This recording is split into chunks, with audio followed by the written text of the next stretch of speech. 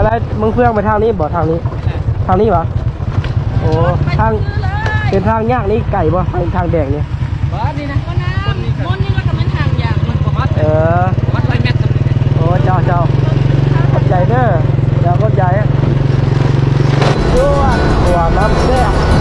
บลุยเมือง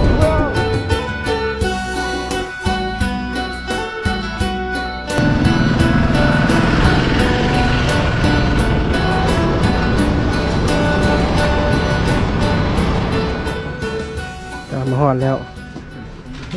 ตอนนี้มาเจอสาวมาเฟื่องครับชมเนาะโอ้สาวเฟื่องเป็นคนงาม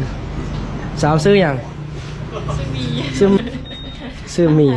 ก็เป็นตาแพงครับสาวมาเฟื่องไอ้เนาะมีแต่พูดงามๆสาวเฟื่องกายมากมีแต่พูดอยู่แต่ฮักผู้อีปีอยู่ต้มไก่